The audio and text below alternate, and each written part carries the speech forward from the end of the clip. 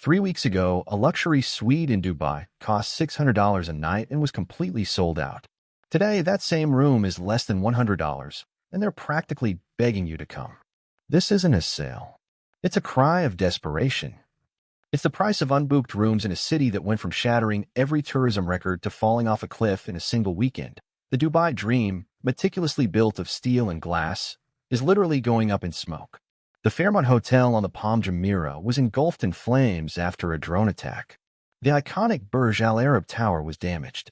The busiest international airport on the planet was evacuated and completely shut down. This is the face of Dubai tourism in March 2026. Not gleaming resorts, not a target of 19.5 million visitors, but empty lobbies and departure boards glowing red with cancellations. How did the city built as the world's safest oasis become the epicenter of a missile attack overnight? And why does this story matter more than any single conflict? Let's break it down. To understand how severe this shock is, you have to understand what Dubai was selling to the world. Other luxury destinations sell tangible things. Paris sells history. The Maldives sells beaches. Kyoto sells culture. Dubai's product was different. Dubai sold certainty. That was the core product. A Swiss bank for tourism.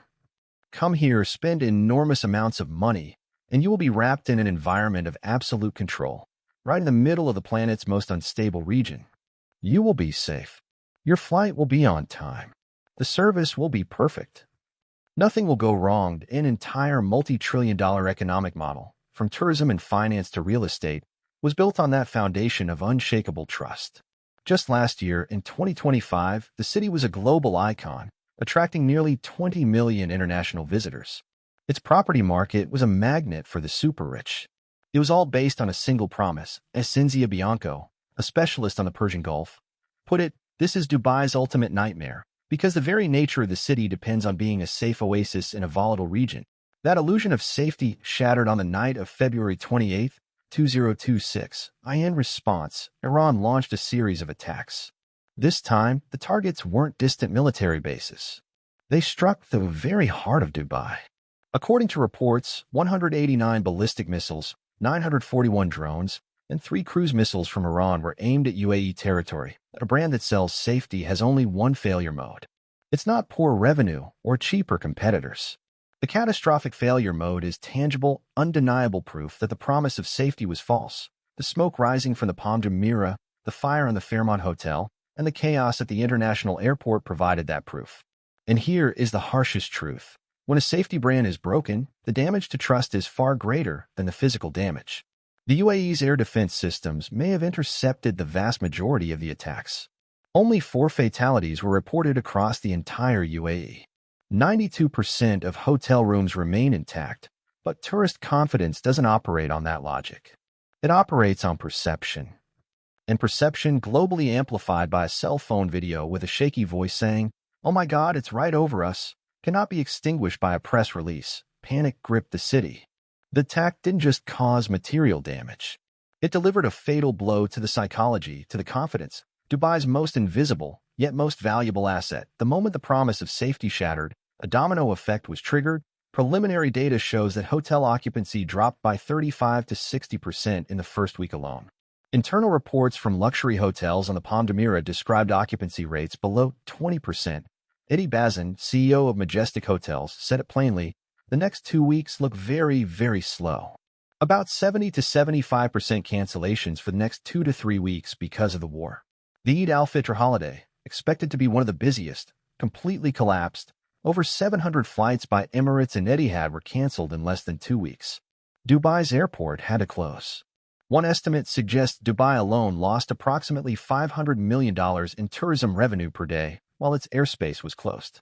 Tourism accounts for 12% of the UAE's entire economy. It is not a sector that can quietly absorb a shock like this. As tourist confidence evaporated, so did investor confidence. The Dubai stock market witnessed historic sell-offs. A wave of flight by the super-rich and foreign professionals who came to Dubai seeking a safe harbor created immense selling pressure. No one wants to buy $1 million penthouse when they aren't sure if a missile will fly through the window tomorrow. Multinational corporations began activating personnel evacuation plans. This exodus didn't just drain capital, it drained brains and high-quality human resources. With roughly 90% of its population being foreign, Dubai's society is fundamentally transactional. People come here for a deal. They provide their labor in exchange for high, tax-free salaries and a safe environment. When one of the core terms, safety, is violated, the deal is broken. For hundreds of thousands of migrant workers, losing a job means losing everything. With no social safety net, they have no option but to try and return to their home countries. The attack didn't create Dubai's vulnerabilities. It merely exposed the cracks that were already there. Consider the problem of luxury oversupply. Entering 2026, Dubai had 152,300 hotel rooms, with 67% in the luxury and premium segments. 11 new luxury hotels were scheduled to open during the year. The warning signs were already present. In 2024, the average room rate in the luxury segment had already fallen by 1.9%, despite filling more rooms. This is a city that can only command top prices for about 6 months a year. And the Iranian attack wiped out the final weeks of the only half of the year that made financial sense.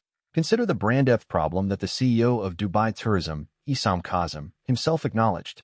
He said that the city's initial overemphasis on iconic projects and 7-star hotels made the world feel it was just for show, that it had no soul, that they had failed to build the human story. A destination without cultural depth has only one product: perfection. This attack destroyed that perfection. Suddenly, alternative destinations with organic culture and texture look far more appealing. Greece, Japan, Portugal, Italy, Southeast Asia are not currently under missile attack. All of these places are now absorbing the demand that once poured into the Persian Gulf. This is the most fundamental difference. After September 11th, New Yorkers came together.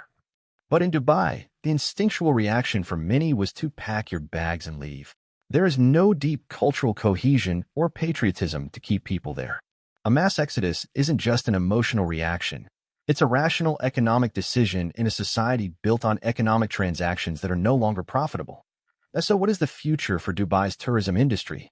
This city has recovered from horrific shocks before. COVID dealt a massive blow, but within 2 years, Dubai was announcing record-breaking tourism numbers. But this time is different. COVID was a global crisis. Every destination suffered at the same time. This time, the crisis is local. Dubai's competitors in Turkey, Greece, and Southeast Asia are never closed. They are open and ready for business right now. Those diverted tourists will discover other places, and a percentage of them will never come back. Rebuilding trust will take years.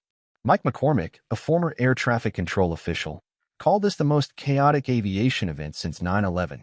History shows that tourism confidence takes years, not weeks, to recover from a perception shock of this magnitude. The brand of safety, the load-bearing wall of Dubai's entire economic architecture, cannot be rebuilt with a PR campaign. It requires real, sustained diplomacy with a neighbor just 50 kilometers across the Gulf, a nation that has now proven it is both willing and able to reach Dubai's most expensive icons. Dubai's 2026 crisis is an expensive lesson in hubris. The attack wasn't the cause. It was merely a pop quiz that Dubai catastrophically failed. It exposed fatal cracks: the illusion of geopolitical safety, a transactional society without cohesion, and a bubble economy too dependent on glamour. Can Dubai learn from its mistakes, build a more sustainable economy less dependent on the illusion of absolute security? Or will this be the beginning of the end for one of the 21st century's most spectacular economic miracles? If you were in Dubai during the attacks, have canceled a trip, or are rethinking your travel plans because of what happened, let me know your thoughts in the comments. And if deep dive stories about what's really shaping global travel matter to you, subscribe. Because this is a conversation that is just beginning.